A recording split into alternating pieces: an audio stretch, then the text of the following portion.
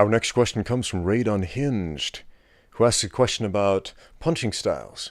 So he read Jack Dempsey's book, where Jack Dempsey advocated three-knuckle contact, essentially punching with these three knuckles as opposed to two-knuckle contact, like you'll often be taught in a karate class or a taekwondo class or something comparable.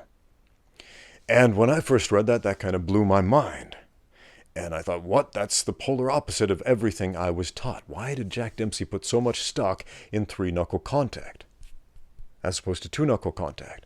And I read on and I experimented with it, and I learned a few fascinating things. But our friend Raid Unhinged, he basically says he's liking the three-knuckle contact and it's working out really well for him. And he went to this new gym, and his new trainer is really giving him a hard time about it, saying, no, you got to use these two knuckles. That's the only way to do it. And yeah, it's getting kind of irksome. So he says, should I keep holding my ground, or should I give in to their incessant suggestions? I really felt Jack made a lot more sense than them. What do you do?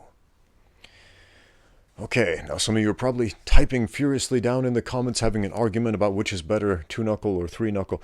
It's a different punching style. They serve different purposes. As far as boxing goes, let's take a look at a boxing glove.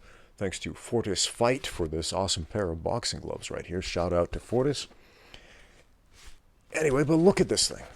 Look at the position of the thumb. Okay? Your hand inside of a boxing glove is not in a true fist. It's in this shape. Okay? So the thumb is separated.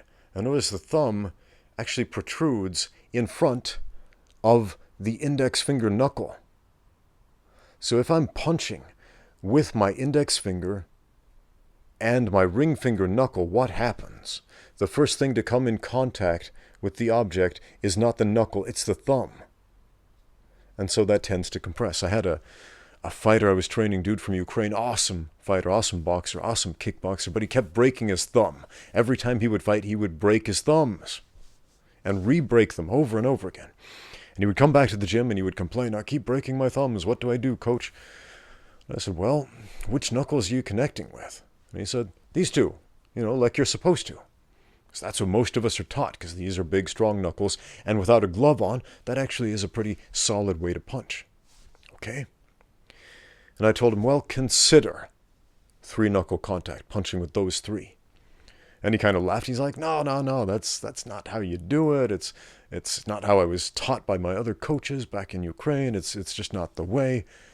And I said, well, what's happening when you're doing it the way you're doing it? He said, well, I'm breaking my thumb. Well, try this one on for size.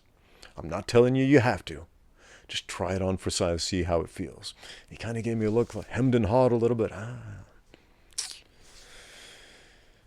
Yeah. So I'm not going to force anything down anybody's throat, but I will make suggestions, especially if you're getting hurt. Okay? So inside the boxing glove, if you're using three-knuckle contact, so instead of the thumb landing first, it's these. Okay? And yeah, we have some bone alignment issues with the way the metacarpals connect with the wrist. Okay? But the boxing glove changes everything. This is not an ergonomically correct shape, and so we have to make modifications with the way that we punch.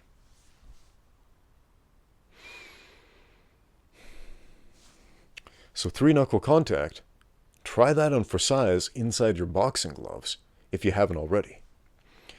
What Jack Dempsey teaches is aim with the ring finger, and then you will land on that sweet spot so you have perfect bone alignment. As opposed to, landing on the pinky knuckle, getting a boxer's fracture, something like that. We don't want that.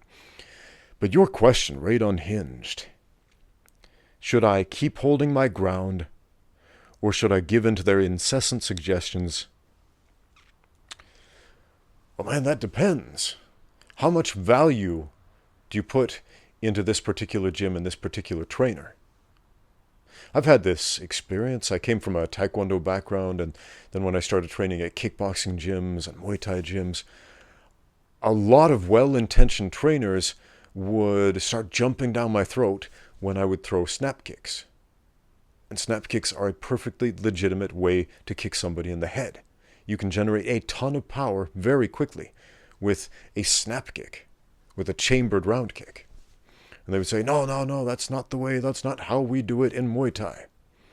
None of these guys who said this were actual Thais, by the way. Years later, when I went and trained with an actual Thai, a former Lumpini Boxing Stadium champion with over 360 fights under his belt, I asked him how he kicked, and he said, what kind of kick? And he went on to demonstrate there are many, many ways to kick in Muay Thai. Muay Thai is not one way of fighting. Muay Thai literally means Thai martial arts. Martial arts, plural.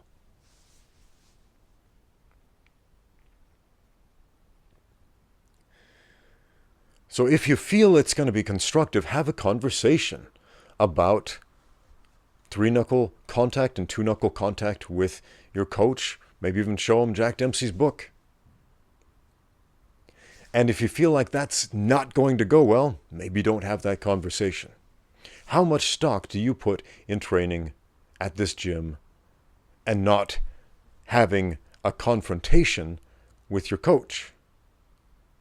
A lot of people are more terrified of confrontation with other people than anything else, than getting into an actual fight. We're terrified of that confrontation. We don't want that awkward moment. Go have that awkward moment, my friend. Stand your ground, explain why you do what you do. At the same time, show respect to your coach. Tell him, hey, this is what I like to do and why I like to do it.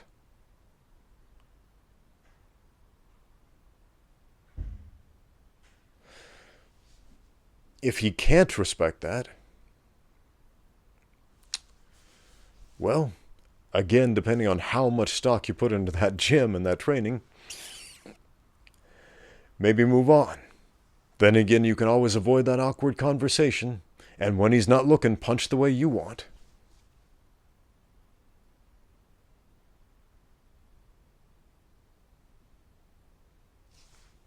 I'll leave that one up to you.